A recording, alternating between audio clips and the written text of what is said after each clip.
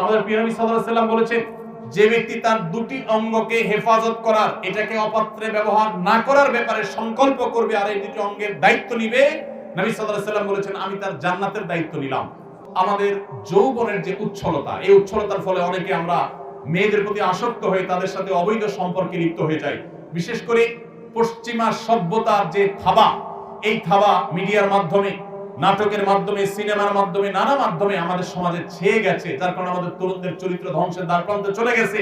আমি আপনাদেরকে আজ উদাহরণ আহ্বান করতে চাই, আপনার এই চরিত্রকে আপনি হেফাজত করুন। আমাদের প্রিয় নবী সাল্লাল্লাহু আলাইহি ওয়াসাল্লাম বলেছেন, যে ব্যক্তি তার দুটি অঙ্গকে হেফাজত করার, এটাকে অপাত্রে ব্যবহার না করার ব্যাপারে সংকল্প করবে আর এই দুটি অঙ্গের দায়িত্ব নিবে, নবী সাল্লাল্লাহু আলাইহি ওয়াসাল্লাম বলেছেন, আমি তার জান্নাতের দায়িত্ব নিলাম।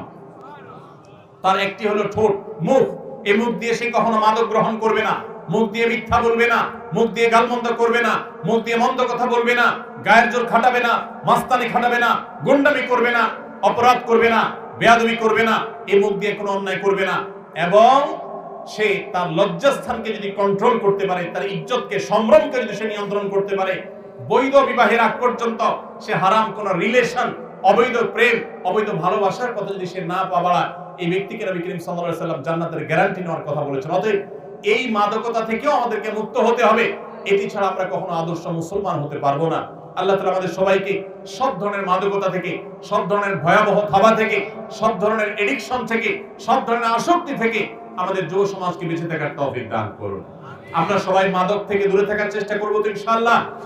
মনে রাখবেন, 5 ওয়াক্ত নামাজে যদি আপনি অভ্যস্ত হন, সৎ সঙ্গী যদি আপনি অবলম্বন করেন, মোবাইল ফোনের নেশা থেকে যদি আপনি বেঁচে থাকতে পারেন, তাহলে এই 3টি কাজ আপনার ক্যারিয়ারকে সুন্দর করবে, আপনার পারিবারিক বন্ধনকে মজবুত করবে, আপনার ভবিষ্যৎকে উজ্জ্বল করবে এবং আপনাকে ভালো মানুষ হতে সাহায্য করবে। আপনি আদর্শ যুবক হতে পারবেন, আপনি সফল মানুষ হতে পারবেন।